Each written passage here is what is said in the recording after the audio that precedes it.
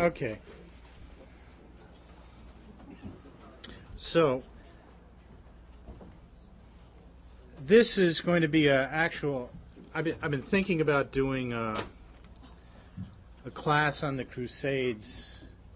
Lyndon LaRouche has been mentioning it in his webcasts and in writings increasingly, and I thought about it and how to do it. And what I came up with is to really give the story of this. I have to do it in two parts. And this evening I'm going to discuss why the oligarchy launched the Crusades in the 12th century, which is a paradigm directly for today's neo-feudalists. And the second part being how they did it, which, whether it's next Wednesday or when we have a next class, I'm going to discuss how Venice ran the Crusades and created the largest financial collapse in world history. So if you looking for blood and gore of the Crusades, you'll have to wait till the next class. And worse, the economics. And if you look at what Lynn's recent references in Time is Running Out to Stop a New Dark Age, and you look at the crisis in the Middle East currently, which Mike just went through, there's an eerie parallel to the events of the Crusades of the 11th and 12th centuries to what we're seeing today. And those events brought the entire world into a dark age. Similarly, the causes of the Crusades' attempts to militarily seize Jerusalem at that time, and the current Israeli war against Lebanon, not forgetting the Afghan and Iraqi wars, have absolutely nothing to do with the particular regions that these wars are taking place or those nations. There is no war on terrorism. It is not some inevitable conflict between Islam and Christianity or Islam and Judaism against Christianity ad nauseum. This is not the cause of the problem. This is merely the window dressing. This is the Hollywood front.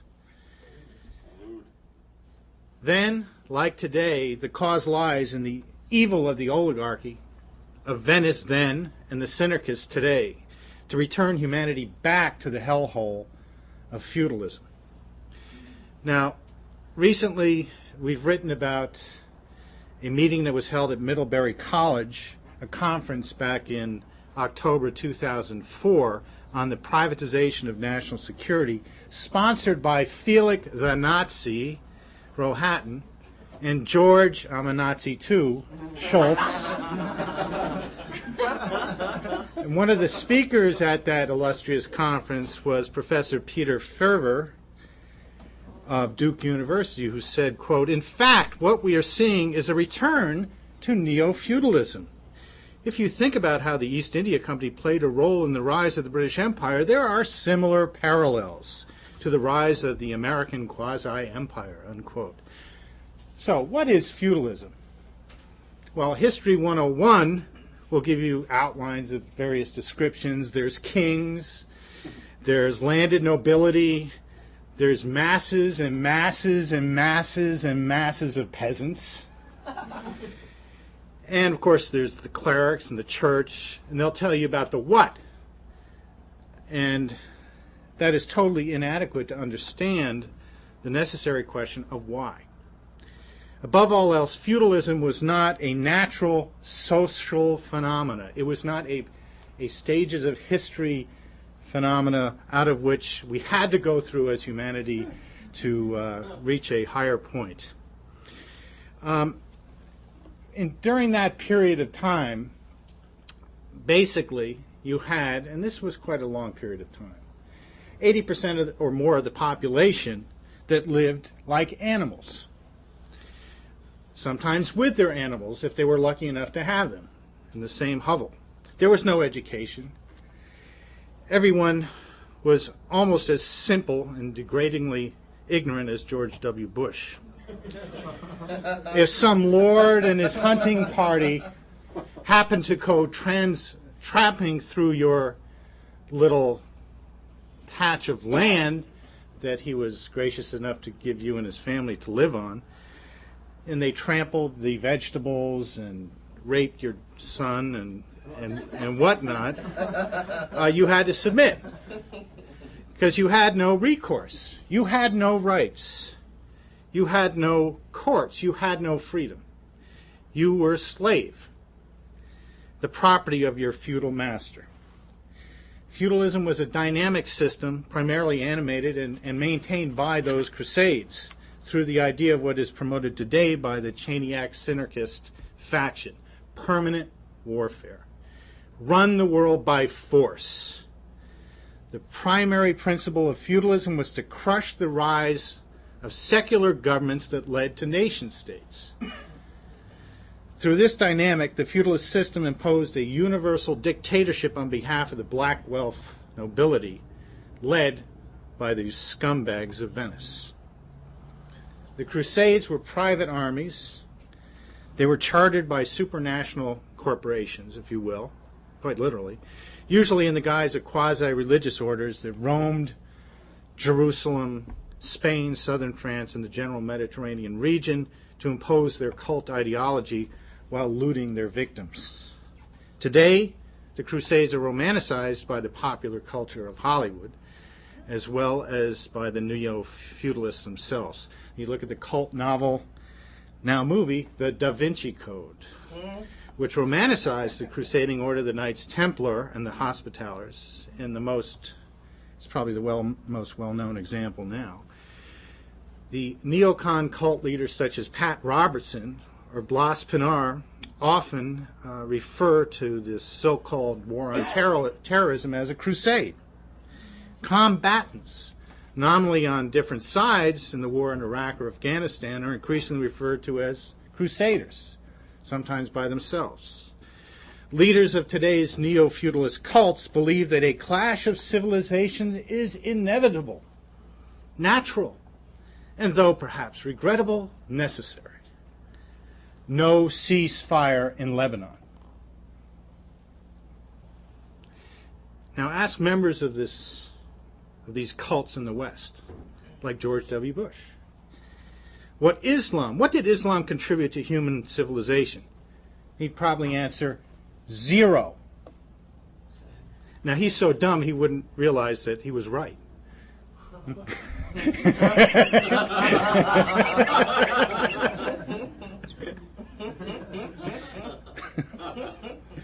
Because they did give us the 0 in mathematics.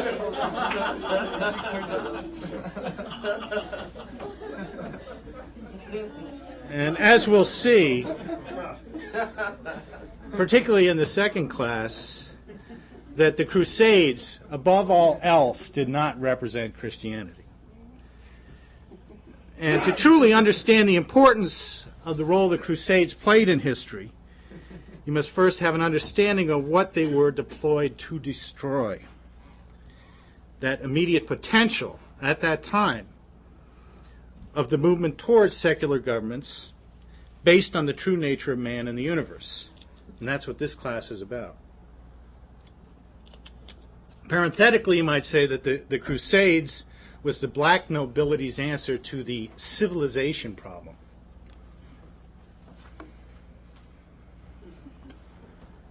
Here we have a painting of the Acropolis as it may have appeared in Athens. Now, we're engaged as an organization in the international political movement to stop this potential new dark age, and on the other hand, to create a new global renaissance.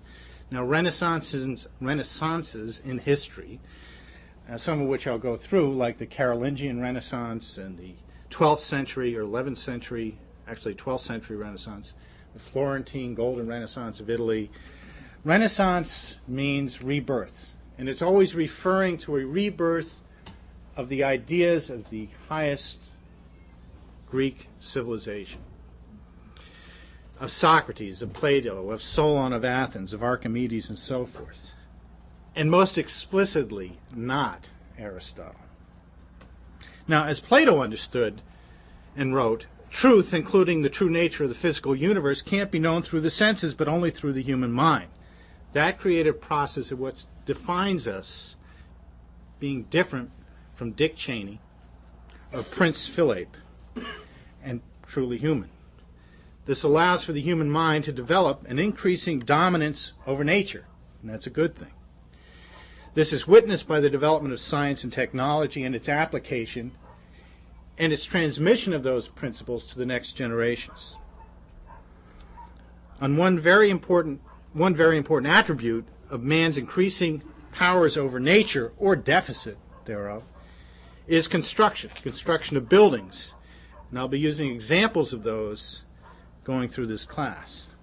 Now, in our modern times, prior to Lyndon LaRouche and his associates, the secrets of the constitution of the physical universe were generally known only to a few number of scholars and Freemason initiates.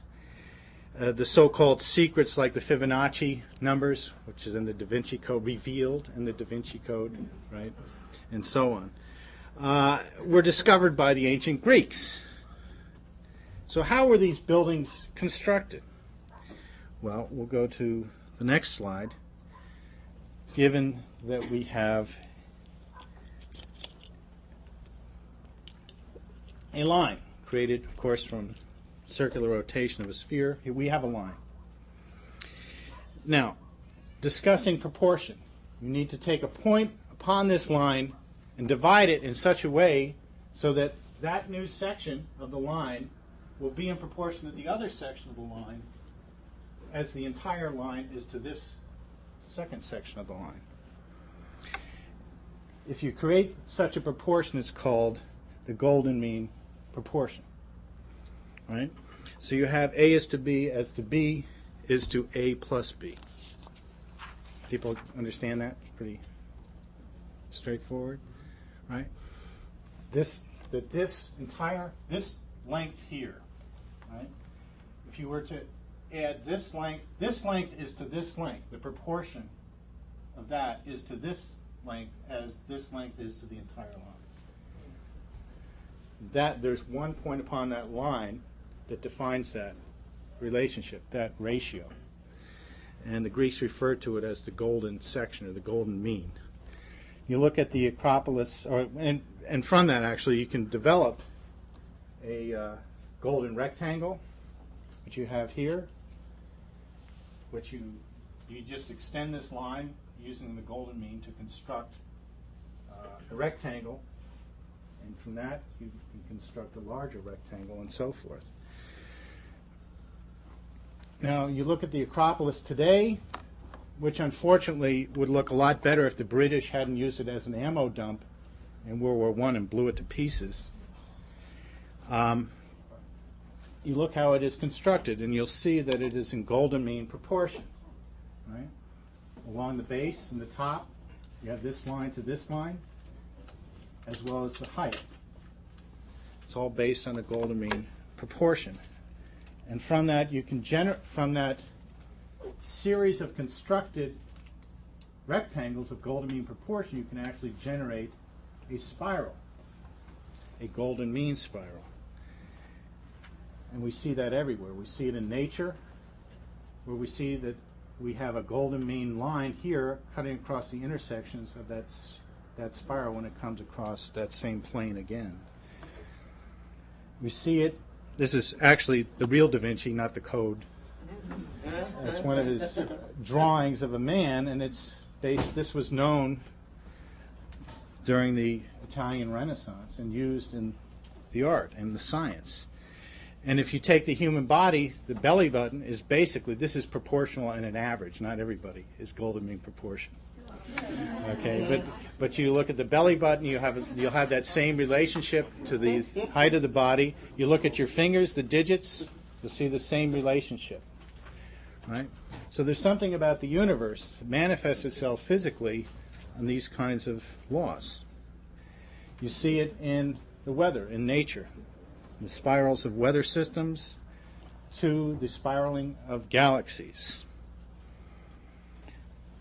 We see Plato's 5 regular solids, and an understanding from Plato that the function of geometry is to lead the mind from the world of appearance to the understanding of the divine order. And from Kepler's regular solids, as most people here are well aware, this is where Kepler began to derive his understanding and mapping out the orbital planes of the planets of the solar system. And it was Boethius, a philosopher from the 5th century, who said that by this law, proportion, the heavenly spheres are harmonized, the cosmos as well as man are governed. Plato, the soul is said to be composed of musical consonants, precisely the approach that Kepler used to solve this problem. Now, what destroyed the golden age of Greek civilization? And one word defines it: bullshit.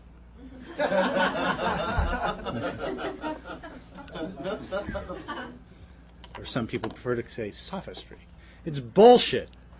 When you're just bullshitting people to get by with things. And that's what's happening today in the U.S. Senate and elsewhere, where there's no leadership. It's all bullshit. Nobody wants to face the truth. That's what happened in Athens, when Pericles led the charge into hell, destroying Athens. Prior to that, you had in 594 BC, Solon, the leader of Athens, had given Athens a constitutional democracy. He had wiped out all debts. What a glorious thing. And with the bullshit, we have the destruction that led to the Peloponnesian Wars, the self-destruction of Athens. The Peloponnesian War is going from 431 to 404 BC, before Christ. In 499, Socrates is sentenced to death. That's what's depicted here. The charge, corrupting the youth, trying to make them use their minds. So, since this period, the ideas of man and nature are historically defined by the diametrically opposing views of Aristotle and Plato. Depicted here from the larger picture done by Raphael in the stanza of the Pope in Vatican. This is the way that they were educating the popes. They had to live in these rooms. And there you see Socrates, actually depicted as the image of Leonardo, giving Aristotle the finger, pointing up to the higher idea of what man is. And this immoral, ethical man over here, Aristotle, is not moving. He's fixed on the earth. Hell. Fixed. And this was what defines, to our time, what the battle has been about. And Plato was not some philosopher sitting around a big, fancy, fat chair thinking up ideas. He was a political fighter. He was forced to leave Greece and go to Egypt for a number of years to organize the political resistance to overthrow the seat of evil at that time, located in the Persian Empire, the old Babylon. That was the political objective. And he finally found, after he had died, unfortunately, but his students carried out that mission with Alexander the Great. In 338 BC, the King Philip of Macedonia defeated the Greek armies and rules Greece. Then he worked out a deal with the Persian Empire to create two empires. See, it's much better to have one fighting the other. That'll keep things in balance, don't you see? So, in 336, 2 years later, Philip is assassinated, much to the benefit of human history, and his son, Alexander the Great, takes on his leadership as the king of Greece, basically, at that point. So you have Alexander being advised by the students from Plato's academy. he had a mission. It was a grand design. It was the idea of the Platonic Academy, in fact, to create. And this movie that has been made by Hollywood is a piece of crap. It's unbelievable. What's his name? The guy that made JFK made this terrible movie on Alexander, who the central figure is Aristotle. It's completely unhistorical crap. It's all this baby boomer psychobabble, and it's nothing to do with history. But what went on in the mind in Alexander was to create what was called a grand design, to unify the diverse cultures of the known world around classical Greek culture. You had and this was characterized by city building throughout the Mediterranean, throughout the Middle East, into India. You have the example of the library, or the city of Alexandria and its library, which was burned by the Romans in 43 BC, and it contained over 700,000 works of science. So in 331, you have the Battle of Gaugamela, where the king of Persia, Darius, is defeated. Alexander then controls the empire, including the seat of all evil. Of course, it's not evil if you're an oligarch. This is what is to be emulated, Babylon. And from there begins the extending of the empire into India. And in 323, Alexander is poisoned in Babylon at the age of 33. The age of 33, he had conquered most of the known world. What will you be doing at age 33? One thing Aristotle was an expert on was poisons. And some have speculated his role in that, and it's certainly feasible. Aristotle? Yep. So, in 146 BC, Rome, the rising new empire, obliterates the Greek city of Corinth, making all of Greece controlled territory of the new Roman Empire, which you see here, basically making the Mediterranean a Roman lake. Now, the best feature in terms of construction, because that is my theme, is the Pantheon. Now, this was commissioned in 124 AD by Emperor Hadrian, the same guy who built the wall in Great Britain to keep the Picts out of the north, where Scotland is today. And basically Roman inventions, they're all Greek anyway. There's no such thing as Roman engineers. They were all slaves. They were all people who built all the infrastructure and technology of the Romans. The Romans did not like technology as a whole, unless it facilitated the expanse of their empire maintaining it. In fact, they opposed any technology that would increase agricultural production if it would interfere with the slave trade. But this is an example of the height of construction during the Roman Empire. And if you look at the schematics of this incredible building, the diameter of the inside is 142.5 feet. There was no structured dome built larger than that until the 1800s. The height is 142.5 feet. The oculus at the top, to let in light, is 27 feet in diameter. The walls are 20 feet thick. It is unknown how this was built. And I've read stuff on the web that say, oh, they filled the building full of dirt and they built it. They don't know what they're talking about. These are idiots. And Brunelleschi studied this in some detail before he came up with the idea of how to build a dome over Florence. And it's based on the most perfect geometric solid, which is the sphere. That is the idea. So it is. It is also the resting place of Raphael, whose tomb is located there. Now from there, we have the Byzantine Empire, the second Rome. And here you have Diocletian, who really defines the word scumbag in history. And his picture's in the dictionary when you look that word up. So in 286 AD, Emperor Diocletian split the Roman Empire into an east and western half, right? The same bifurcation of empire, the same old idea of the Persians. And he actually set up a tetrarchy, which meaning there were two emperors and two deputy emperors on either the east and west side. More importantly, he established what became known as the Diocletian Code, which imposed a fixed oligarchical structure. Employment, occupations of people were fixed. If your father shoveled manure, the son shoveled manure. The grandson was a manure shoveler, and so on and so on and so on. That was fixed. Taxes, fixed. You see his title is Dominus et Deus, right? Lord and God. Now that's the ultimate theocracy. You are God.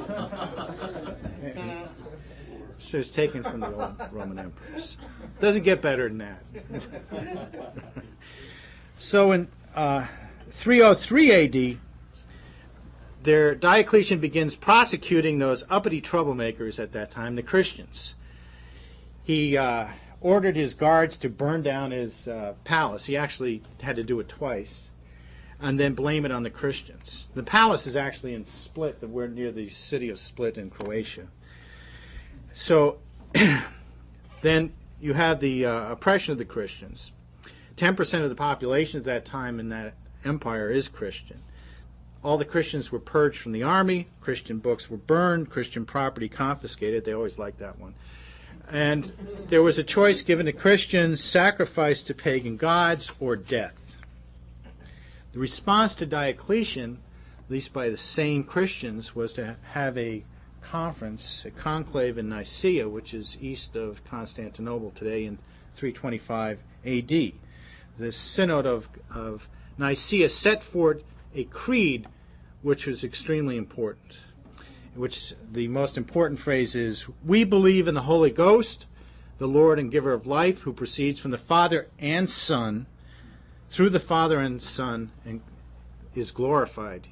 He has spoken through the prophets." Now this was the concept of man, conveyed in the Nicene Creed, which Augustine develops into the doctrine of the Trinity, which becomes the philosophical basis for the revolution against these scumbags, these oligarchical scumbags. And that's important. This conception is important. That is that God, the creation, is knowable through the Son, not just through the Father. See, this is a problem with the Orthodox religion, Christian religion at that time, such as it was. If it wasn't just a cult, the idea was that it was just through the Father that one could know God.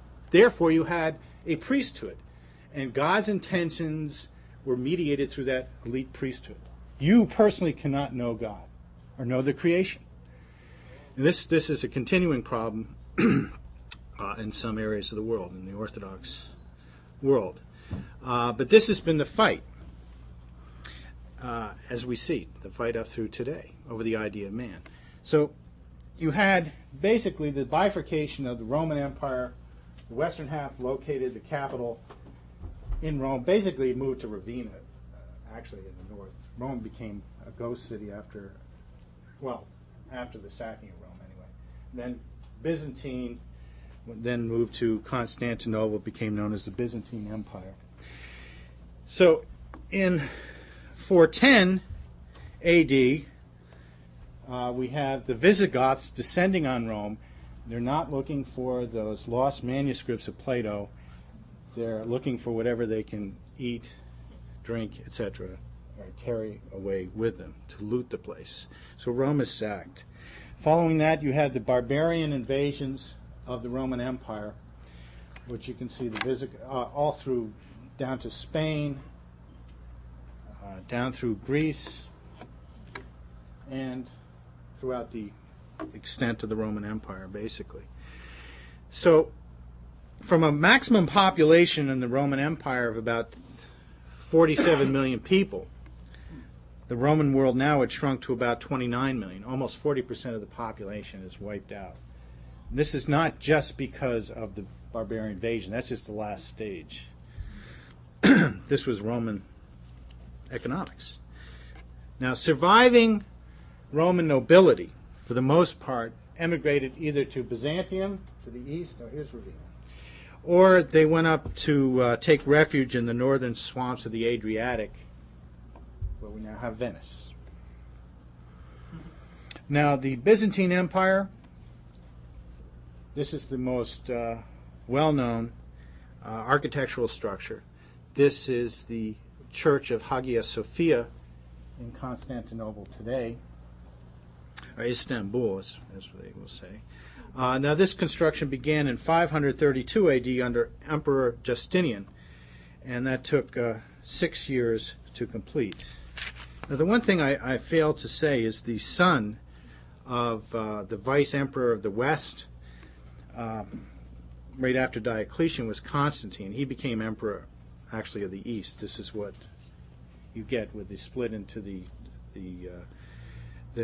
Byzantium Empire. But he is nominally a Christian, but he continues the Diocletian codes. Hardly a Christian idea. And he is also head of the church and head of the state. Still a theocracy. Not as good as Diocletian, but it's still a theocracy. And he implements Diocletian's fixed order. But about 200 years after that, you do have this construction of Sophia. The minarets that are surrounding the building, these towers, were built after the Turkish invasion, if you will, where the city became and the empire became Muslim. But this construction took 6 years to complete. And one example later was that in the 11th century, you had Byzantine scholars trying to record and preserve the ancient Greek and Roman works. Go to the next slide to see the interior, the dome. Now, the diameter of this dome is 107 feet. The height is 184 feet, so it's 32 feet higher than the Pantheon, but it's 35 feet shorter in the diameter. The original dome was actually 40 feet lower, but an earthquake destroyed it, so they built it on a steeper angle. And here you get a schematic of what the idea was. You're taking the sphere and dissecting it, and you'll get these 4 arches, which are the primary support for the weight to hold that dome up. It gives you an idea. It's kind of hard to see. It's a little dark in here, but I think you get the idea of the interior. Now, the carrying weight of this dome had to be held up by 4 acres of walls, basically. Just buttresses by wall on wall on wall. So the interior, you're limited in your space to hold up this massive weight of the dome. Meanwhile, back in the West, we have the fight to ensure the civilization survives, led by one of the most important figures in human history, St. Augustine.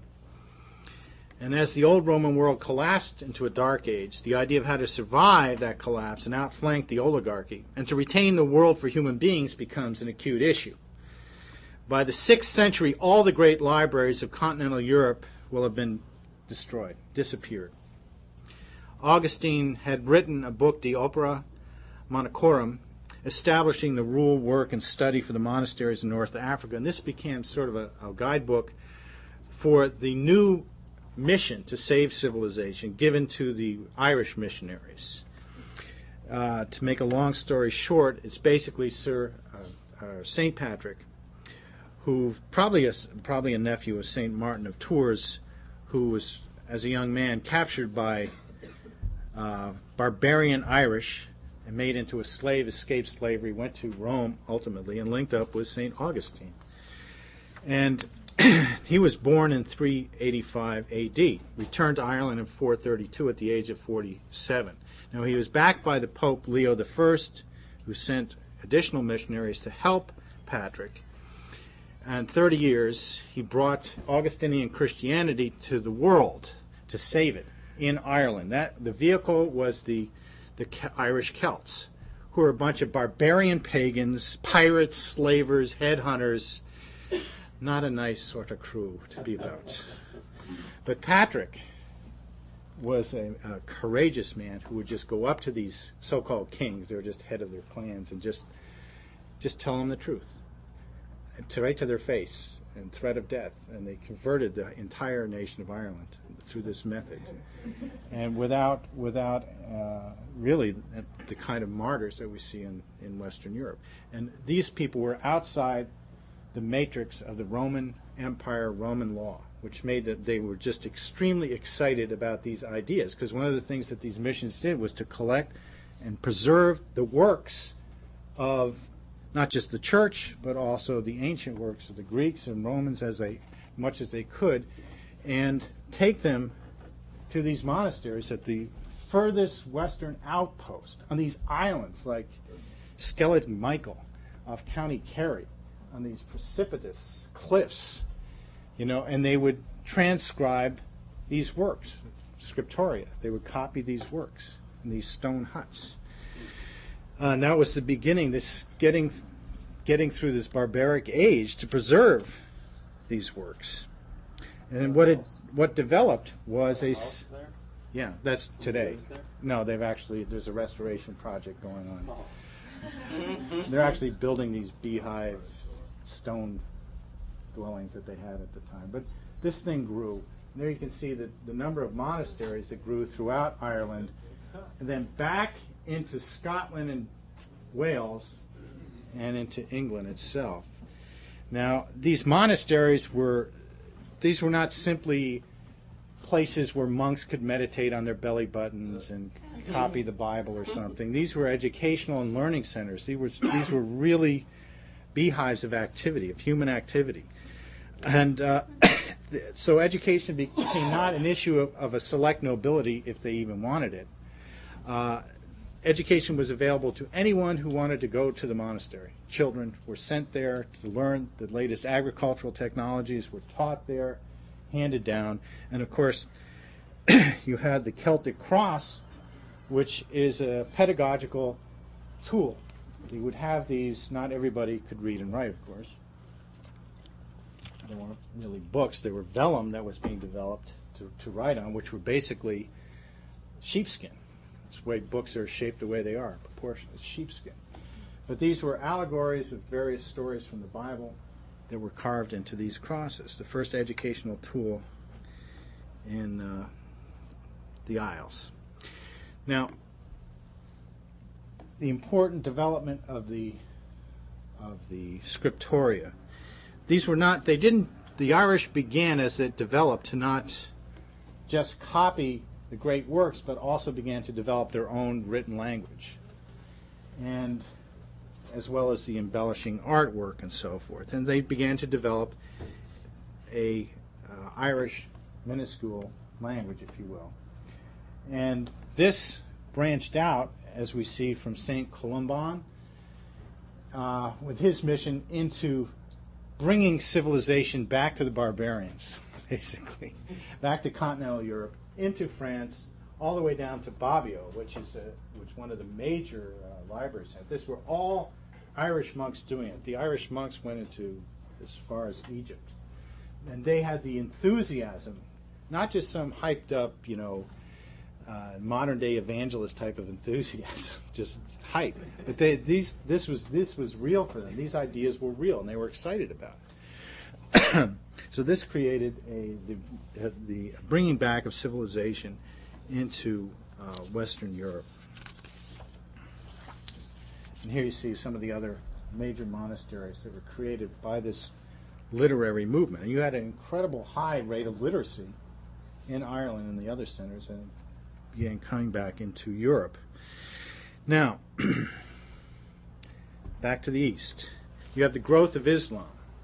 In 570, Muhammad is born in Mecca, 570 AD, after Christ. You have Muhammad with his miracle in the cave where he is given the word by God, revealed to him, an illiterate man who writes down what became the Quran. And with the Quran, he starts an anti-pagan, anti-slavery literacy movement. Islam, meaning submission, that is submission to the will of God, to Allah. the sole deity. In 632 A.D., the Prophet Muhammad dies, and you will see no pictures of Muhammad in this slideshow or anywhere else because it is considered a sacrilege. So the following caliphs, that is the successors to Muhammad as temporal and spiritual leaders of Islam, expanded their influence and rule, and you can see it as far east as Spain, what became Andalusia, into Afghanistan, through, of course, the Arabian Peninsula and northern Africa, and they started going into France, where they had a bit of a problem. That in 762 A.D., Mansur, who was the second ruler of the Abbasid Caliphate, founds Baghdad, which means gift of God, as the new capital of the Islamic Empire. The same year, he also conceives his son, Harun al-Rashid. Now in 786, Harun becomes the caliph, and he expands the construction of Baghdad. In fact, the original plan is much too small. He's building suburbs, he's building water projects, irrigation projects, a lot of water infrastructure, and he deploys people to Syria and elsewhere to obtain Greek manuscripts. So you have this phenomena and thirst for knowledge, not just the Quran, but all the sciences, initiated by Harun, where this is a depiction of Socrates. So for a nominal fee, any boy could attend one of the many schools in Baghdad and elsewhere. Education and literacy, of course, not just, as I mentioned, the Quran, but all the sciences. It's a good question. There you see a depiction here on the left of a astronomical school and an astrolabe depicted on the right. And during Harun's court, I mean, the highest honor was always given to the poets. If you had a good poet, he really ran the court with music, language of poetry, and so forth. This is the famous 1001 Arabian Nights. But this was the basis for what became the Islamic Renaissance in the following 200 years. Such people, great thinkers as Al-Farabi, people who began to contribute works of their own to the body of human knowledge. One example I'll use, and there's a lot that could be said, is Ibn Sina, which means son of Sina. He's known in the West primarily as Avicenna because of a degraded Hebrew terminology of his name. And he lived from 980 to 1037. And he, like Plato, was a fighter. But he wrote over 150 works on geography, on music. He's best known for medicine. He was a Platonist. And his canon of medicine was published in 1012. And here you'll see a depiction of some of his influence in the West. This is actually a copy of his original works from the canon on medicine. Over here you'll see a wood carving. These would be from the 16th century, depicting the three great medical minds of history, Hippocrates, Galen, and Avicenna here. Same over here, this is a publication of Avicenna's medical works. So, most importantly, you have the development of culture on the western side of the Islamic Empire in Spain, which became known as Andalusia. And here you had a incredible development of architecture. I've gone through this in the class I've given previously on Andalusia. This is the Alhambra, which is not the town next to El Monte. It's the original Alhambra in Spain. And you can see the kind of detailed work here. But also here you saw the House of Wisdom from Baghdad, and here is a depicting of a Jewish service at a temple in, probably in Cordoba. Well, I'm not sure if it's Cordoba, in Andalus. Here you have, in the great mosque of Cordoba, a mihrab, which is a little room off the main hall pointing to the east. And here you can see the actual engravings are in literally the word of the Quran. Now the great mosque of Cordova was built in 785. And while London, here's you get another idea of some of the arches here. And while London, for instance, was just a collection of mud huts along the Thames River, Cordova was the largest city in Europe. 130,000 households within its walls. They had 3,000 mosques, 300 public baths, with 28 suburbs around the city. The cities were paved and lit at night. Many of the houses had marble balconies for summer and hot air ducts under the mosaic floors for the winter. They had gardens, fountains, orchards, and so on. Paper, unknown anywhere else in Europe, was abundant in the city. There were bookshops and more than 70 libraries. The greatest library of Cordova alone had some 600,000 manuscripts. Of course, this attracted not only Islamic scholars from all over Islam, but also Jewish and Christian scholars as well, and we'll see. They had a textile industry that employed 13,000 people out of these households of 130,000. They produced cotton, wool, silk, and they had state and private textile mills. Agriculture in Spain was revolutionized. Private ownership of family farms was promoted. They had advanced irrigation technologies brought in from Syria that introduced dams, irrigation canals, pumps, and these were financed through taxations. The farmers were given a break, unlike today, of only paying 5% tithe, not 10%, and they introduced a host of new commodities: pomegranates, oranges, lemons, artichokes, cumin, coriander, bananas, almonds, saffron, famous from La Mancha, almonds, sugarcane, cotton, rice, figs, peaches, and apricots. Did they invented all those? They brought those in from other places. And this was the first cultivation in Europe of these commodities. Now, if we look here, we have a picture of the dome. Not as big as some of the domes we've seen previously, that's for sure. It's an interesting architecture with a spring basis or support. But Andalusia is the transmission belt for the classical Greek culture and the accomplishments of Islam back into Europe through the kingdom of the Franks ruled by Charlemagne. And here we see the dome in Aix-la-Chapelle at the chapel of Charlemagne, now known as Aachen. And with Charlemagne, he comes from, actually, basically you have the dynasty of the Frankish kings, which were created in the early 7th century.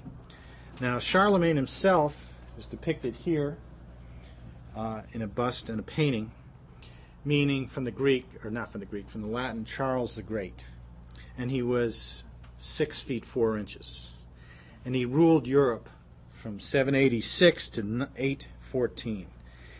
He unified what today is France, the western part of Germany, Italy, Belgium, Holland, Switzerland, and Austria. And the governing principle of Charlemagne, like Alexander the Great, was the grand design, to unify these diverse populations of Europe.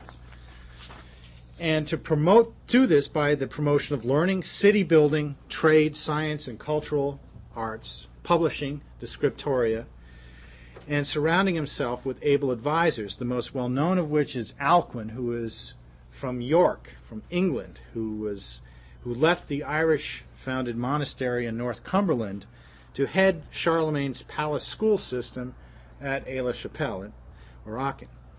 Now, how do you convert pagans? Because this is a big problem. We had all those barbarian hordes. Well, by mere brute force, though there was some of that, and wrote Learning of Dogma. Is that a good method? Alcuin didn't think so. And he was schooled, of course, in the Irish method, the method of Augustine, and he wrote to Charlemagne, quote, "Were many to share your intentions, Franken would be the seat of a new Athens. Indeed, a new Athens finer than the old. For our own, elevated by Christ's teaching, would outstrip all the wisdom of the academy. The old had but Plato's principles to teach with, despite which, shaped by the 7 liberal arts, it shines forth yet. Our own shall enjoy beyond all the dignity of secular wisdom. Unquote. So Alcuin directed Charlemagne's programs for education, a systematic organization of the founding of schools, library, and scriptoria. In Charlemagne's general advisory, he proclaimed, "Let there be schools to teach the children to read. Let there be in every bishopric and monastery the teaching of psalms, notes, singing, arithmetic, grammar, and so forth." In 789, every bishop was mandated to establish a school. The art of painting frescoes, that is, painting on fresh plaster, was revived. Alcuin organized a complete reform of the handwritten language. We see an example here today of the Carolingian minuscule. And what the Irish monks did, and this is the most prime example, is they would develop the vulgar language of these proto-nation states, like the Frankish language, or the French, beginning of French, German, Italy, and so on. And this, actually, the Latin language itself was upgraded by Alcuin to communicate new ideas of science and philosophy. And Alcuin stated, "To write sacred books is better than to till the soil for the vine. For one nourishes the soul, the other only the stomach." And we'll see some disagreement about that idea in a little bit. So more than 7,000 manuscripts written in this Carolingian minuscule survived from the 8th and 9th centuries. And in fact, some of the scholars from the Florentine Renaissance were going through these, and they thought they were the original Roman writings. Now, what happened in the year 8000 AD, against the wishes of Charlemagne himself, he was crowned Holy Roman Emperor by Pope Leo III on Christmas Day. This is actually a depiction of that event by Raphael in the stanzas in Rome. There's an older representation up in the right hand. So Charlemagne's idea was to bring the center of gravity out of Rome and put it in France. That was his idea, that this should be the center of the new development of a Christian empire, if you will. That was his conception. He didn't really want to be crowned Holy Roman Emperor, but he did. This was part and parcel of sort of a trick in a certain way by a certain faction of the oligarchy to try to control what he was doing.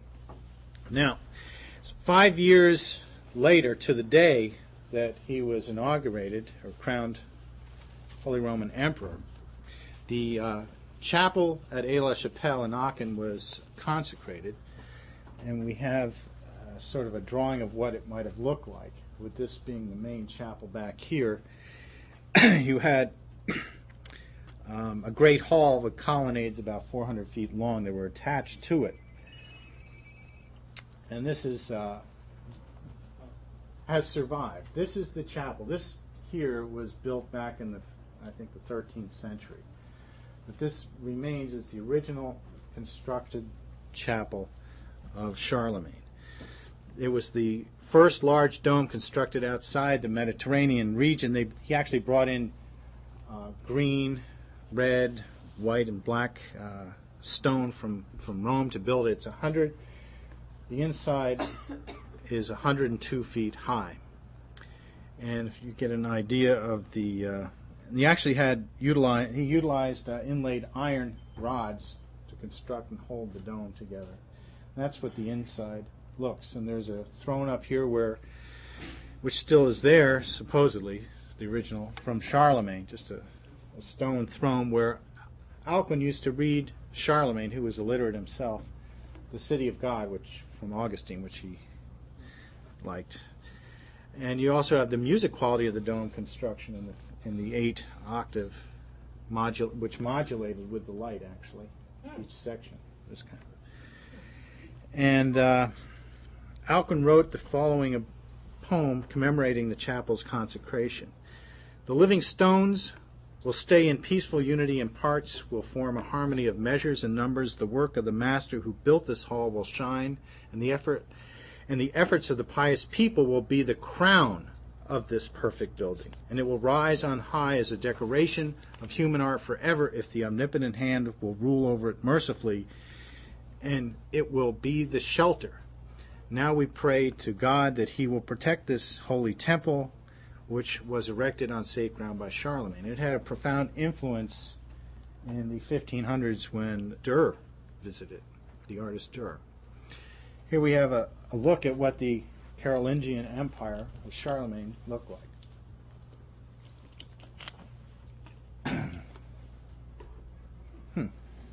This is not the actual slide, but anyway.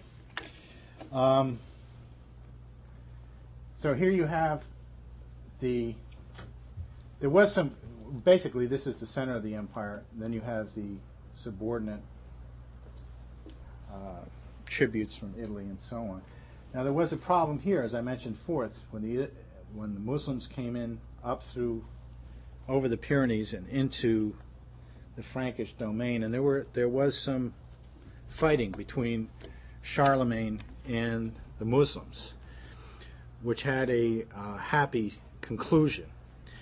In 810, Harun al-Rashid dispatched envoy to Charlemagne. Charlemagne also sent envoys to Baghdad. 2 years later, Charlemagne signed a treaty with the Spanish al-Hakim, and basically creating a peace between the two nations, or empires, if you will. Harun also sent Charlemagne a number of gifts, including an elephant, a white elephant, Abu al-Abbas, the first elephant in North Europe. It was actually deployed in battles by Charlemagne. And so the Muslims were not defeated and expelled from Spain for 700 years. Now in 822 to 852, under Abd al-Harman II, Andalusia supported a population of 30 million living in hundreds of cities. Now the son of Charlemagne, King Pepin, failed unfortunately to militarily defeat the Venetians. So you'll notice right here, this part is not green. That's Venice. And that failure has haunted humanity ever since. Now you have at the same period an interesting development, Khazaria. And Pierre Boudreau has just written a paper about this, hopefully will be published soon. This was a Jewish kingdom. It lasted for several hundred years between the 7th and 9th centuries. And it's located in what's today eastern Ukraine, above the Black Sea and the Caspian Sea. And after fighting with the Muslims for about 100 years, the Khazarians had a peace. The king of the Khazars, Bulan, and his court converted to Judaism. And the country at that time was dominated by Christian, Muslims, and pagans. Bulan hired a permanent Islamic army to protect the kingdom and his trade. Now, according to an Islamic chronicler, al-Mas'udi, he says, quote, Bulan, the king of the Khazars, had already become a Jew in the caliphate of Harun al-Rashid in Baghdad, and there joined him Jews from all the lands of Islam and from the country of the Greeks. Now, in history, this is kind of an anomaly, if you will. And most so-called historians today don't even want to talk about it. They sort of gloss over it. And just, yeah, some Jews had a kingdom. But this was not a Jewish refugee camp. This was an anti-oligarchical ecumenical model for all humanity. It was based on the idea of social justice for all. The Khazars were originally a Turkic nomadic people, and they were influenced by China and Confucius, but opened its doors to everyone whose life was threatened in other lands for their religion. It's a good old American principle. And they had a justice system which included 7 judges, 2 of them Muslim, 2 Jews, 2 Christian, and 1 pagan. And they had alliances with Charlemagne and Harun al-Rashid of Baghdad. So you have a Jewish, Christian, Islamic alliance. Well, That's good. So what happened? What went wrong? The Vikings.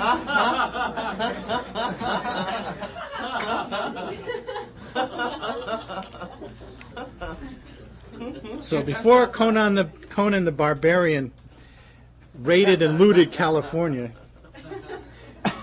they first were deployed to loot the monasteries, in particular of Ireland, Wales, Scotland, and England, and then onto the continent.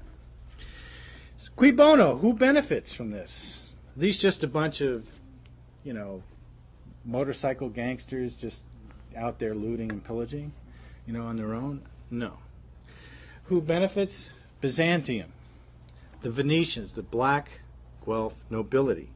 In 842, a French Count Lambert hires Norwegian Vikings to take Nantes from King Charles the Bald, grandson of Charlemagne. 72 ships attack. Virtually everyone is killed in the city. Now, and then the Vikings did something they don't normally do. They settled in for the winter at the monastery at Noirmoutier, which was the center of the European salt trade. And then following Easter, actually in Easter in 845, they undertake a raid on Paris. This is not something they're just doing on their own. 9/11, as Viking raids were slacking, Rollo, who was a Dane, and his followers won the cession of Upper Normandy, along with a faction of the Frank oligarchy as part of this hired thug operation. So here you have the creation of Normandy. You have where they attempted also to capture Chartres. In 912, Rollo is this Viking, Danish Viking, is baptized, pays homage to Charles the Simple, the king of the Franks, and the Norman Viking aristocracy is born. So in 1016, the Normans begin the conquest of southern Italy and settle in Sicily in 1061 through 1091. In 1066, that famous year, William the Conqueror, this Viking aristocrat now, right, launches an invasion of England, the Battle of Hastings, and now you have the Norman conquest of England. Subsequent to that, you had the Plantagenet kings, who we all know and love, Edward I, Edward II, ad nauseum, who conquer Wales, then Scotland, Ireland, back and forth, sometimes not always successfully. What gets destroyed in all this fighting is, of course, the monasteries, the learning centers, the bastions of civilization throughout this whole entire process. And it's not just limited to this. The same happens to the Khazarian Empire. Vikings coming down from Kiev through Constantinople into the Caspian. These are Viking deployments who destroy civilization. Now, getting into the Battle of the 12th Century, which is where I'm going to conclude. We have Peter Abelard. The intellectual leader of this era. Now, as the First Crusade is organized in 1095, there's a pitched battle centered in France over the future course of Europe and human civilization. And emerging out of the old educational centers of Charlemagne came the leading intellectual leader, Peter Abelard. Sitting here giving the finger to Aristotle and a few other no-goodniks.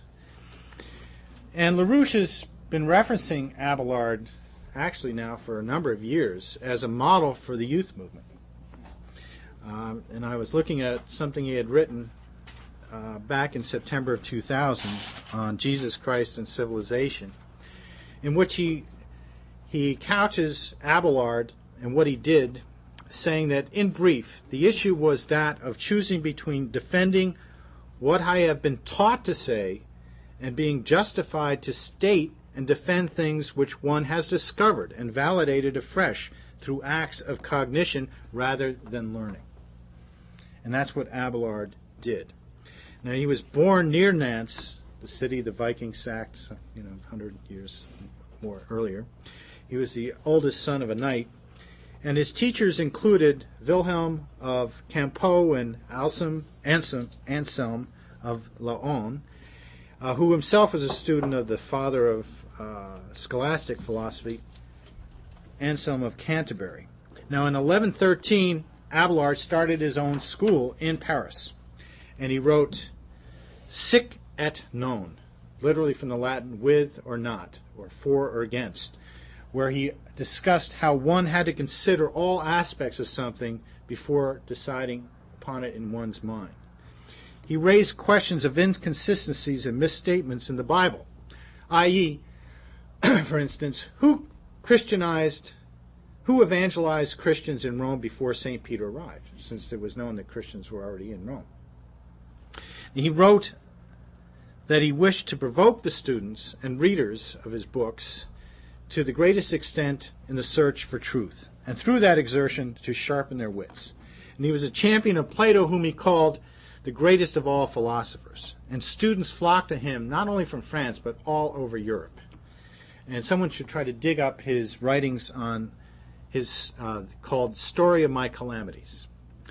He calls himself the only surviving philosopher in the whole world. Now, he once was forced in seclusion into a remote part of France, but he could not be by himself. The youth found him and set up a tent camp. Now, Abelard's nemesis was Saint Bernard, whose personal identity and mission on behalf of the black nobility was to destroy Abelard's influence, and if necessary, his physical being. And we have a picture of Saint Abelard, or Saint Bernard. Now, it's obvious that Saint Bernard suffered from a theological and philosophical dyslexia. When he saw and thought of God, he came out dog. But I don't want to cast aspersions on dogs, or degrade dogs. So we'll get another picture of Saint Bernard of Clairvaux. And this is a depiction from the 1500s of the miracle of lactation, where he no, this is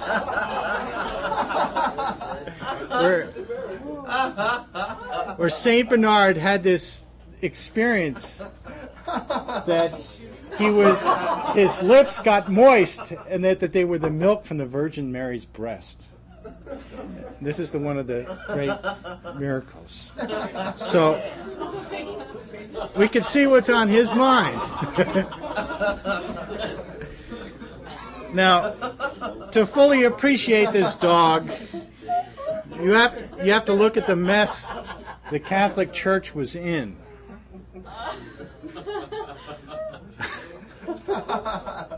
We can go back to the dog. Truth is not always pleasant, people. It can be uncomfortable. Now, since 1073, Pope Gregory VII had claimed worldly powers. To make a long story short, you had vying over who would be Pope and who would be Holy Roman Emperor.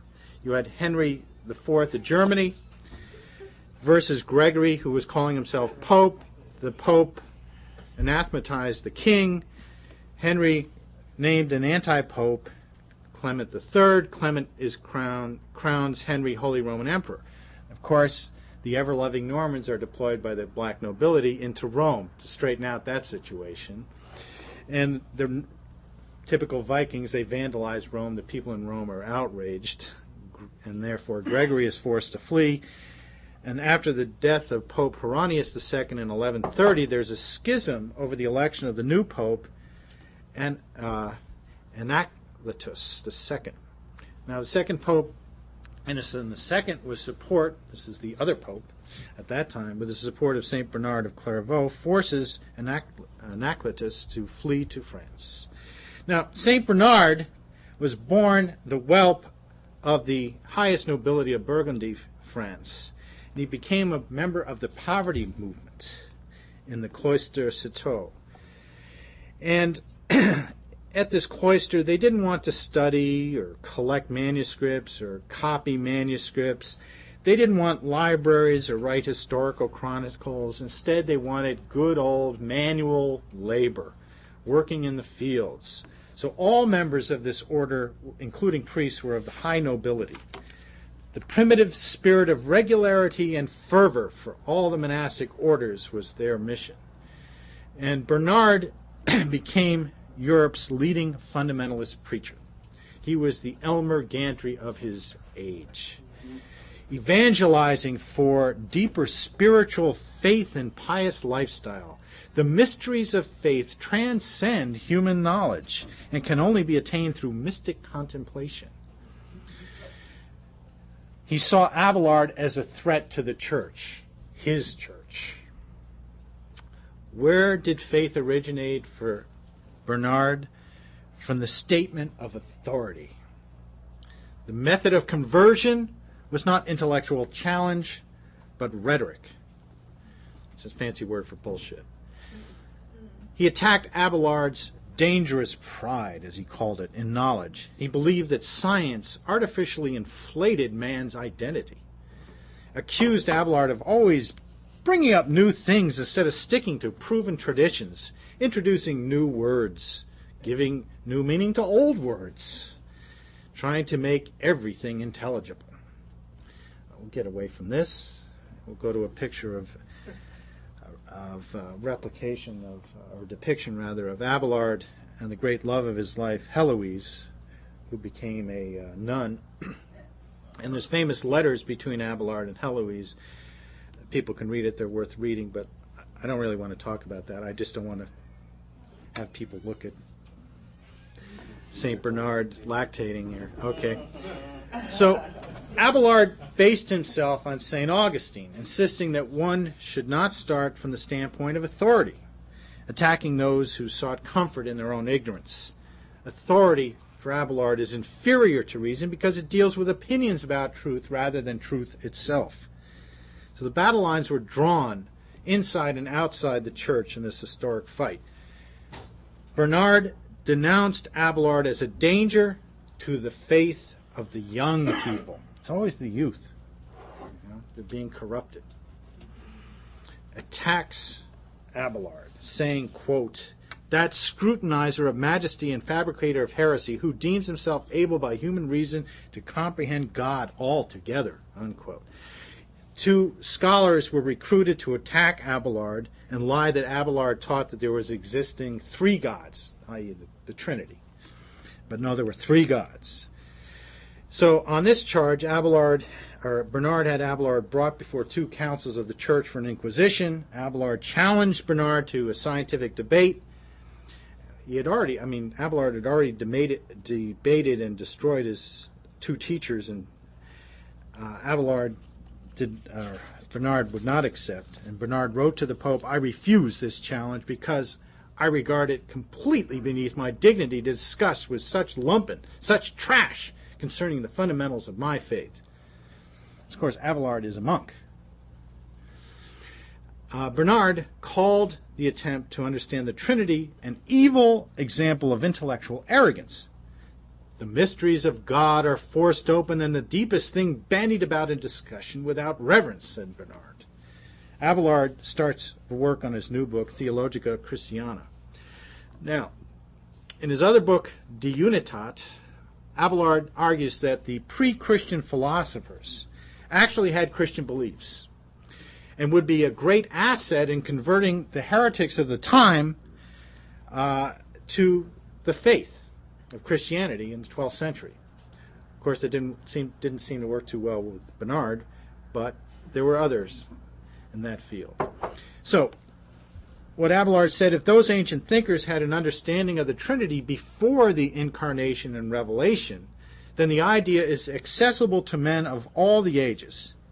They come to the correct, these ancient thinkers come to the correct conclusions. And in his book, Dialectica, he sides with Plato over the nature of universals. And he complained that he didn't possess the works of Plato so that he could not check out Aristotle's attacks on Platonic philosophy, of which Abelard was suspicious. So what Abelard did is he reconstructed Plato's thinking from the Timaeus, only a portion of which existed at that time in Latin and was available. And references to Plato by such Roman writers as Cicero and, of course, St. Augustine and Ibn Sina. And they were approaching solving the one and many problem posed in the dialogue Parmenides. And I'll just read you a brief quote from Abelard's work, A Dialogue Among a Philosopher, a Jew, and a Christian. The philosopher says, if faith, in effect, precludes all rational dialogue, if it have no merit but at such a price, such that the object of faith escape all critical judgment, and all that is preached we must accept immediately, whatever the errors such preaching spreads, in that case it serves nothing to be a believer. For where reason may be no manner agree, neither by reason refuted. Were an idolater to come to us to say of a rock or a chunk of wood, or never mind what creature, here is the true God, the creator of heaven and earth. Were he to come to preach to us, never mind that what obvious abomination, who then will be able to refute it, if all rational discussion is excluded from the domain of faith? On July 1140, the Pope unfortunately upholds Bernard's council accusations. Bernard never asked about Abelard's book. He never asked it to be examined or judged.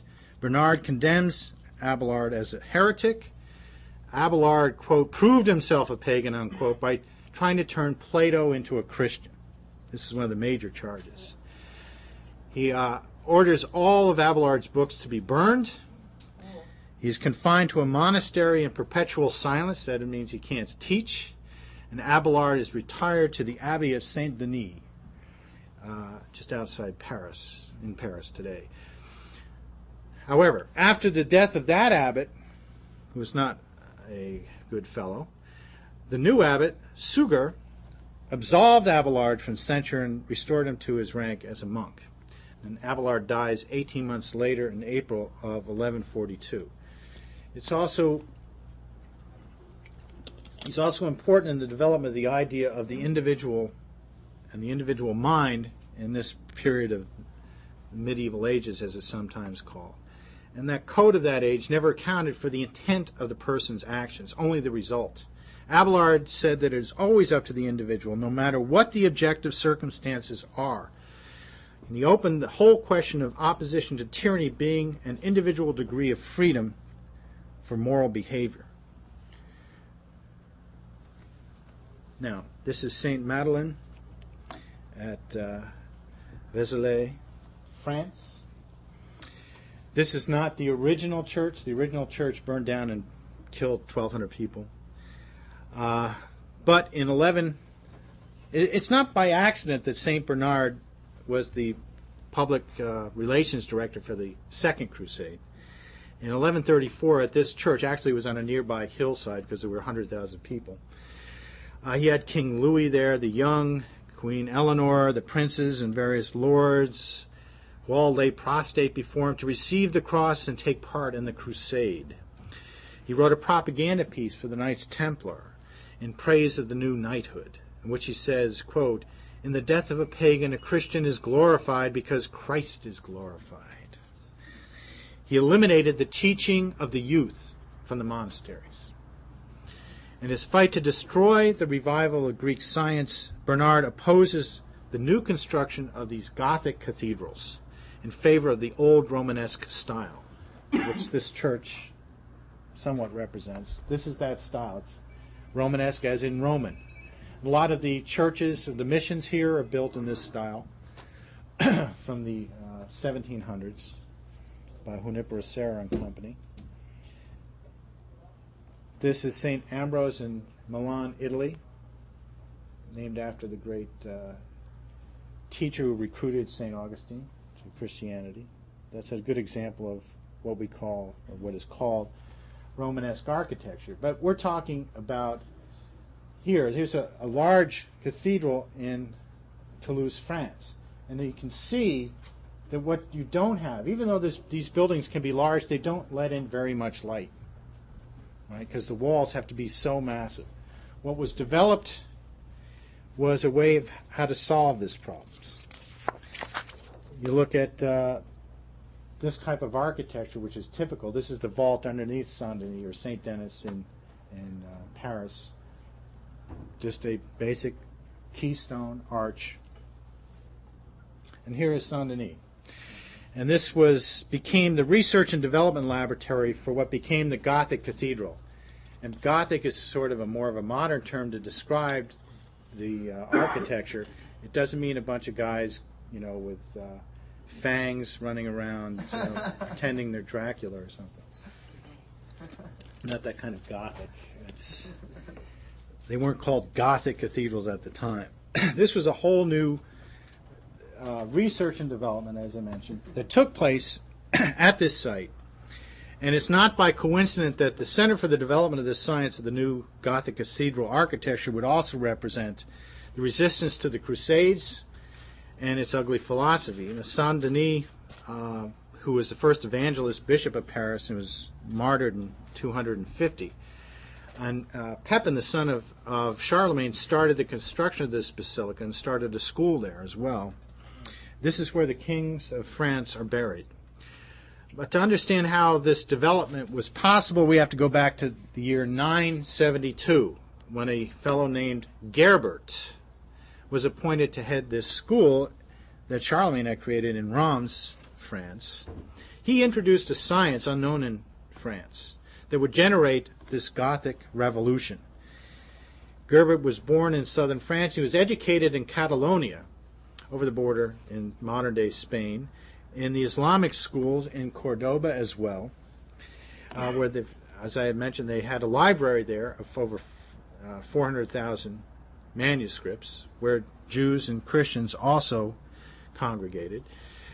And he introduced the Islamic science into France, including the arithmetic using Indo-Arabic numbers, a new advanced abacus, astronomy using an equinox, other studies in physics and optics, and he also taught music.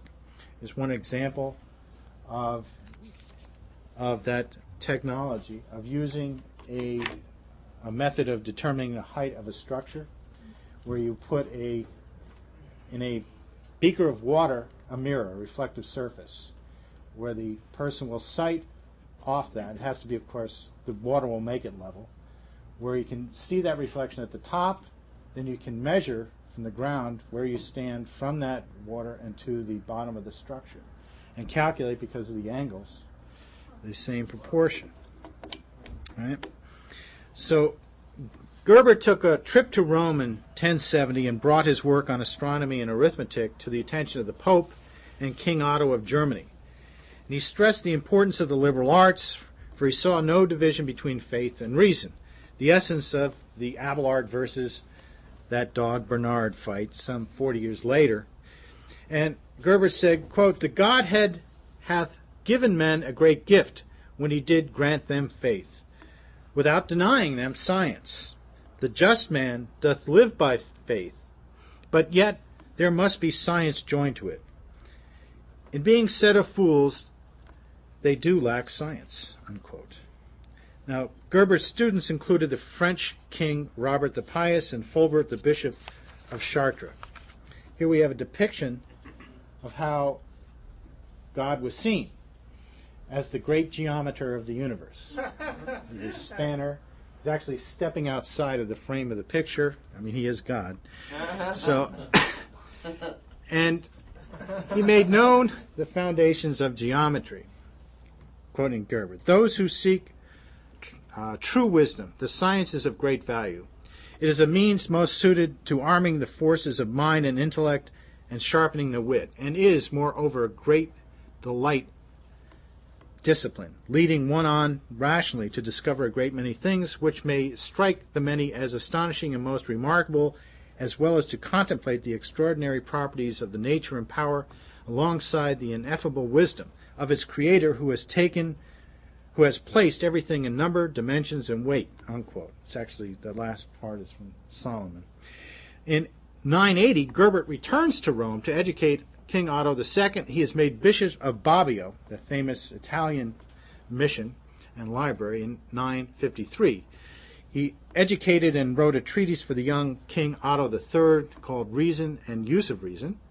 In 999, Gerbert became Pope with the name Pope Sylvester II. Now, the plan of King Otto II and Pope Sylvester was to reestablish the grand design of Charlemagne. And they began by reconquering Byzantine lands in Italy. In 909, there had actually been a council to impose the filioque principle in the East, in the Eastern Empire, and that won't occur voluntarily on all sides until the Italian Renaissance. Now, in 1122, I had mentioned the abbot Suger, who had basically pardoned Abelard. Suger became the abbot of Saint Denis, and with the help of Abelard, began to reform the abbey. He was head of mission control for the Gothic cathedral's construction. He was a minister and advisor to two kings of France, Louis VI and VII. He wrote both their biographies. He advised the kings against going into the Second Crusade, and they actually delayed a year or so, but they finally went along, and he became the regent of France in the absence of the king. The Paris population at that time was 150,000 people. In 1140, he starts a building project at Saint Denis, like the Apollo project of the 70s, to revolutionize this cathedral construction and integrate these ideas. There's no greater statement to the opposition of St. Bernard than the revolutionary construction of over 80 of these cathedrals built during the 12th and 13th century. Here you had the naves, the main hall of the Cathedral of Saint Denis. This was developed. You had the first construction. Oh, wait a minute. You've got the loaded the wrong slideshow. Anyway, all right. This unfortunately is the wrong slideshow. So I'm just going to go over it. Okay. This is the first development of what became known as the rose window. And you have a schematic here of determining the thicknesses of walls based on ratios. Right? It just wasn't done with slide, tape measures and levels and stuff. What they did was to take the circular circumference of a square, and that would determine the width of your wall. Right? You look. This is a floor plan for the Cathedral of Chartres, which I'm going to go through in some detail. And you can see what you have here is the construction of the foundation based on doubling the square. Right?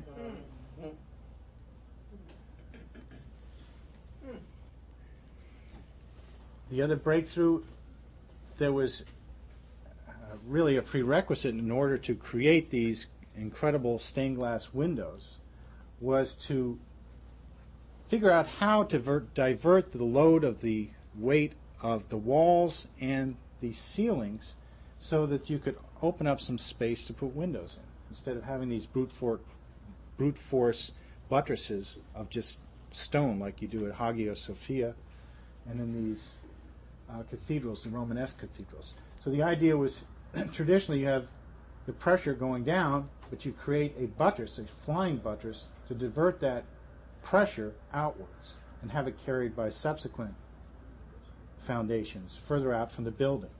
And they developed a way of creating a ribbed vault, actually with the center point, so it would divert the weight over 4 or 6 points of pressure to carry that weight.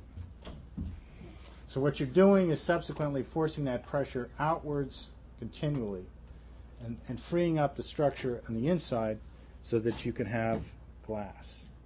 And here you have the example of the Romanesque church, just a plain arch with all that weight, as opposed to the Gothic, where you have a distribution of weight, allowing for this. Here's some of the tools that were used, the proportion tools.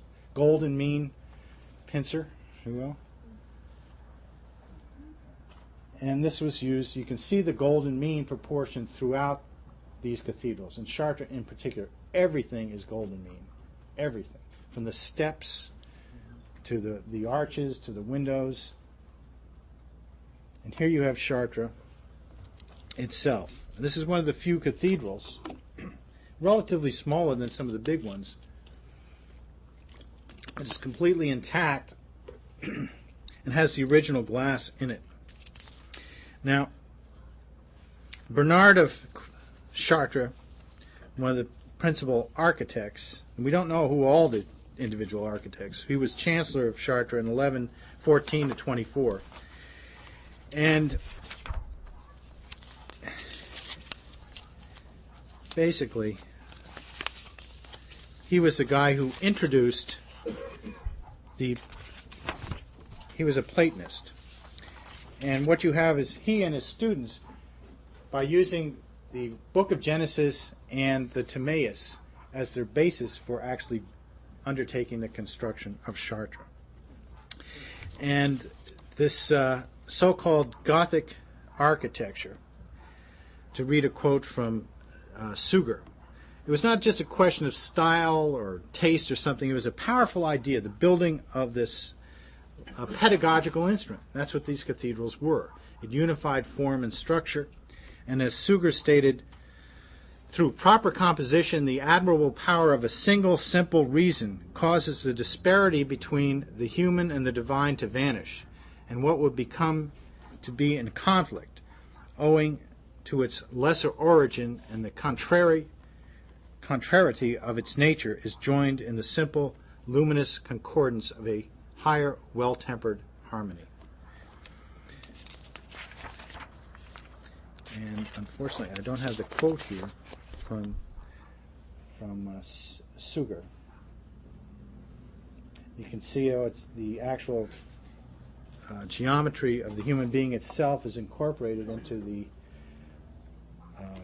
blueprint for the foundation of the building. But I want to skip over this a bit. Here you can see that everything from the foundation up to the springing, each of these sections is all in golden mean proportion. This up here, these are sound boxes to resonate sound and music. And once again, this is the main crossing here where you have the transverse. Unfortunately, this is not the right slideshow, so I have to go back. Now, what I want to do is give people an idea of what it might be like to be going into Chartres after it was constructed in the late 12th century, 13th century, 14th century. But imagine yourself a peasant coming in with no education, because as we'll see, the building itself was an educational instrument. And it's one of the cathedral you actually get an idea of being uplifted. And what I'm going to do is show you a series of film clip of some slides showing you some of the windows, along with music that was composed at that time. This was probably composed in the 1190s by a gentleman named Perrotin, who was the music instructor at Notre Dame while the cathedral was actually being built. And this is an original, this is the beginning of 4-part polyphonic singing in Europe. And this song is called "The Old Law Has Passed Away." And it's in Latin, of course. This is not just something from the Bible, but something that he constructed. It says, "The old law has passed away, the right of the ancients has gone, a childbearing virgin gives us a new son, the gift of salvation, both king and priest, who having smoothed the rough, confirms the covenants of peace. He is the purger of sins. From the blessed childbearer, the blessed issue revokes the exile of wretched Babylon. Already the blind Gentile nations have seen a ray of light, and as death's prison is shattered, they are not bound to the law because of the good news. The cord of punishment is broken, the King of glory is born, the flood of death is swallowed up, and the law of grace is freely given. This is the day of joy, of perpetual light, of those singing psalms, of feast days duly and fulfilled. So let us rejoice. Our guilt is forgiven. This is, when you hear this, you contrast it, if people are familiar with Gregorian chants, which are terrible, boring, ugly things. So if you hit the lights, please. William, you want to turn the lights off?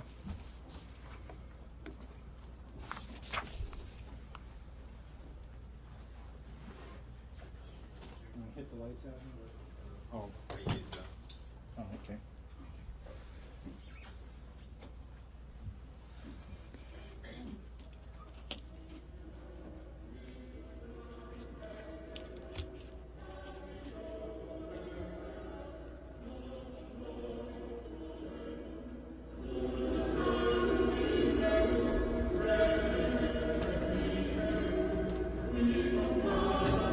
Loud enough? Yeah.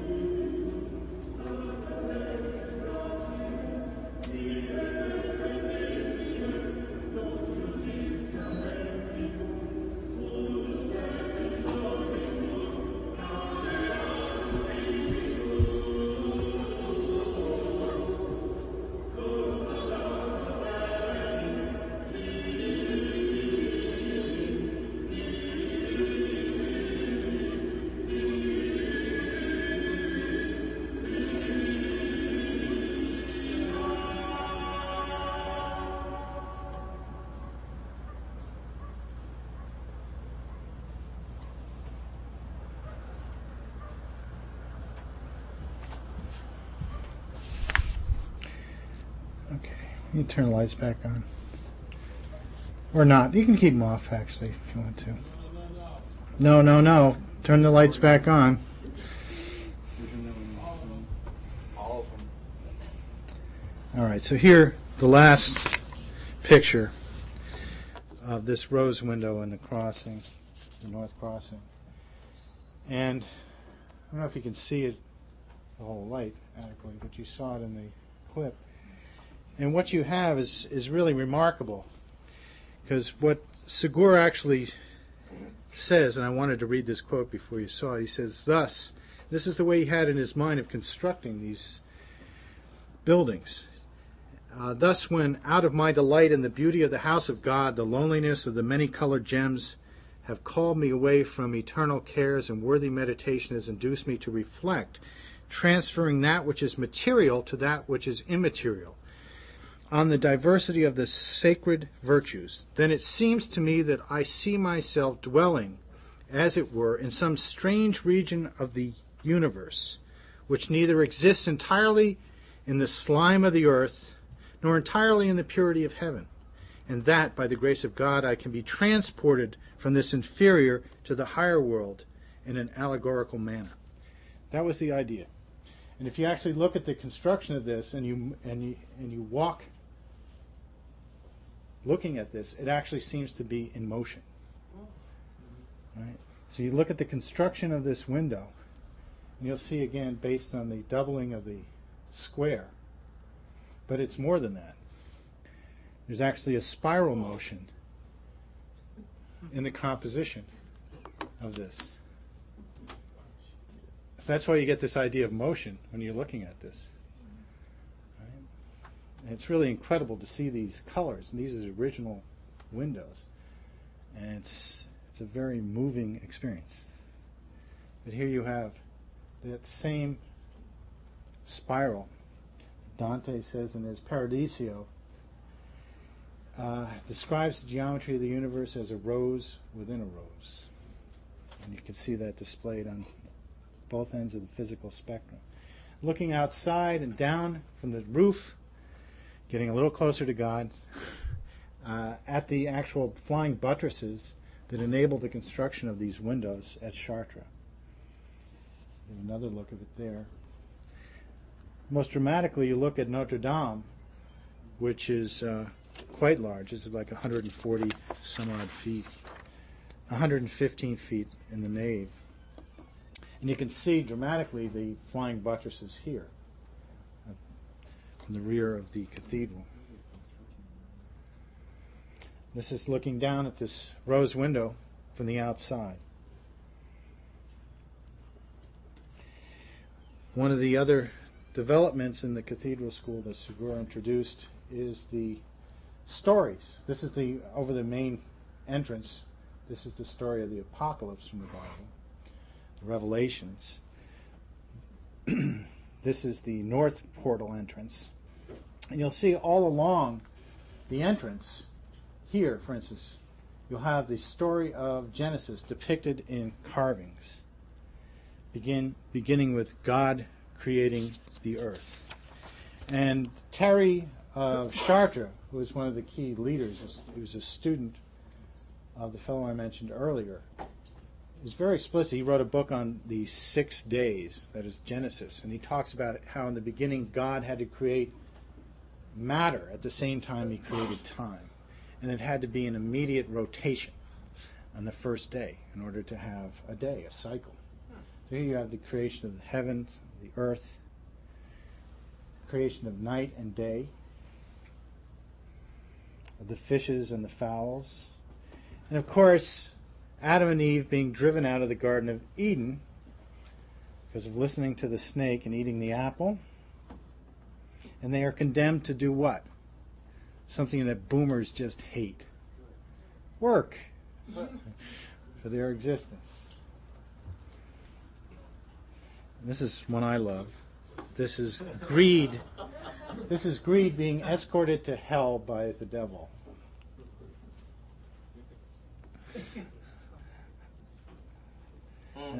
This is the Cathedral at Reims. This was started later in the year 1210. This is where the kings of France were crowned, and this is how you were greeted going in.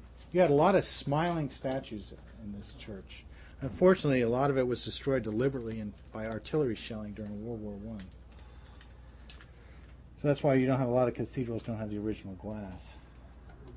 Now, this was the cathedral where Jeanne d'Arc, Joan of Arc, visited in 1429 to see the crowning of Charles V, King of France. Now, here you see a different type of architecture. This is St. Basil's in Moscow. And you'll see that it's not a cathedral in the Western sense. There's no unifying interior spaces, as pointed out over here. It's basically 9 separate chapels surrounded by this Disneyland type effect. And it reflects a different concept of man. And if you've ever had the opportunity to talk to some of these Orthodox priests, particularly Russians, they are to this day are not very enamored with the filioque idea. So you have a priesthood that doesn't really know, and a population that's not capable of knowing. And it's reflected in the architecture. And talk about not thinking. This is the architecture of today. The Disneyland, Disney Concert Hall, downtown, which looks like a wedding cake somebody sat on. And it's great architecture because it's so weird. And who could ever build something that could stand up that looks like this? And this is creativity, right? How can one be uplifted in this, even though it might have good acoustics inside? This is just beyond ugly. It's just bizarre. So here, we'll leave on a good note, which is the Dome of the Council, or Dome of Florence. And this also created a revolution in construction. And I just briefly, just to sum up, because I want to go back to the Crusades. This was after the Crusades. But this cathedral was built, well, they didn't know how to build the dome. They had built the entire cathedral, but had not built the dome. Nobody knew how to build a dome this big. Brunelleschi went to Rome. He studied the Pantheon there. He came up with a technique of actually building it in place without scaffolding. And so he had to train a whole new workforce with this new technology. The diameter of this dome is 138.6 feet. The height is 285 feet. That's 100 feet higher than Hagia Sophia in Istanbul. It's more than twice the interior height of any 11th or 12th century cathedral. It was a revolutionary technology. It was completed in 1436. 2 years later, the Council of Florence that brought together all the different factions of the Christian church met under this dome. You can imagine the eyes being wide open when they did that. And as a result, the filioque was adopted by all the churches, Byzantine and Russian and so forth. That's another story. But reflecting back on what threatened the black nobility of Europe, the Venetians, who induced them to launch this crusade, resulting in several hundred years of a dark age, millions of deaths, war, disease, the threat of an emerging power of nation states. That's what the oligarchy tried to destroy. What I've shown you here is a glimpse of that history, of the positive, of what they were trying to destroy. Even while the Crusades were going on, cathedrals were being constructed. Right? So this was a fight. And a lot of times you get some historians, particularly the Marxist types, will say, the people were oppressed, they were forced to build these cathedrals, they had no material value at all, and is just part of the oppression of the feudalism and so forth. Just the opposite. Just the opposite. Because it gave them the hope of what they didn't have, which was the power of their own minds to understand. Because the whole church was constructed. Its physical being was a pedagogy in itself. That was the height of this movement. Now, you look back today, that heritage that the oligarchy launched the Crusades to stop from occurring, from being unleashed globally, you had in the modern era FDR today. That legacy is what the oligarchy is out to destroy. Franklin Delano Roosevelt, who after the synarchists had created a worldwide fascist movement, was destroyed by Franklin Delano Roosevelt's leadership, who had told Churchill to his face, the Prime Minister of the British Empire, that there will be no more empires after World War II, that these regions of colonies would become independent nation states and transformed by American methods. And unfortunately, he didn't live after World War II. And that is the heritage that synarchists like Felix the Nazi Rohatyn are trying to destroy completely. That's what Lyndon LaRouche represents today. That's what this movement, the youth movement, represents. It's a mortal threat to this evil oligarchy.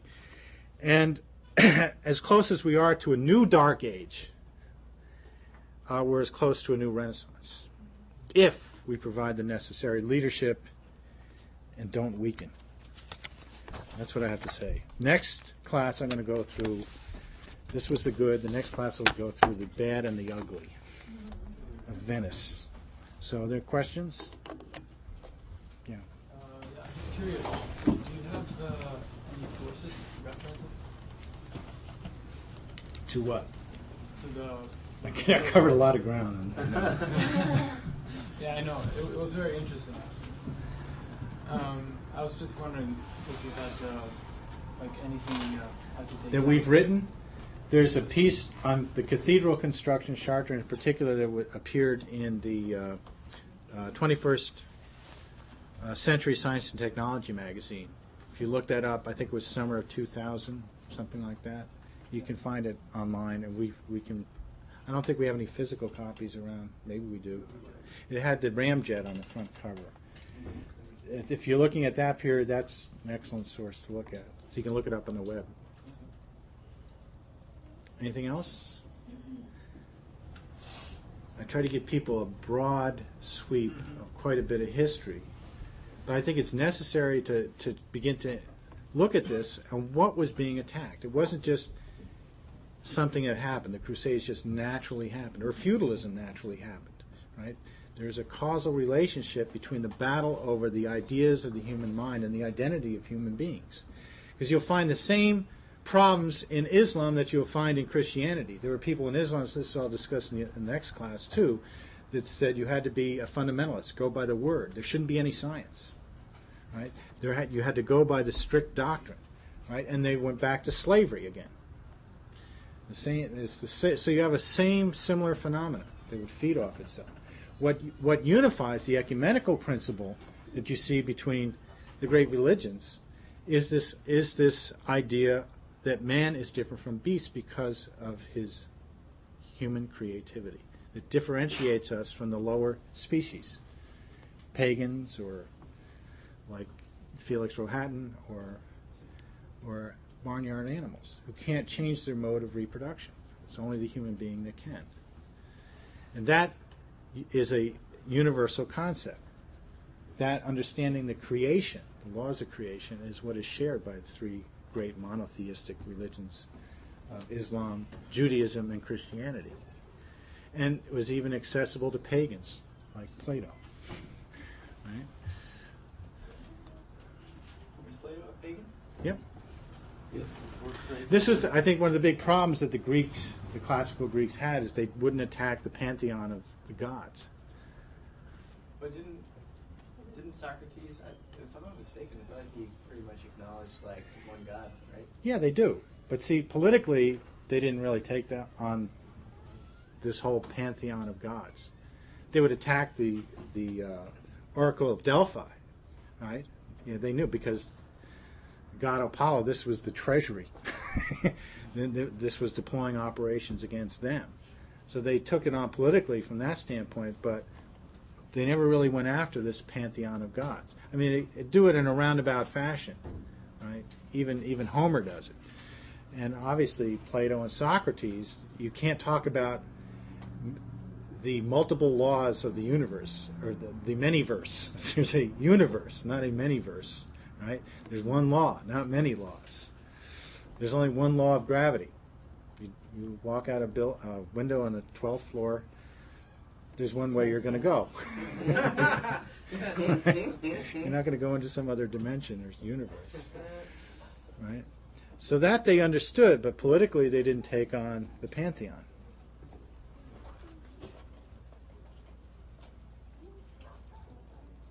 Okay. If there's nothing more, these proceedings are closed.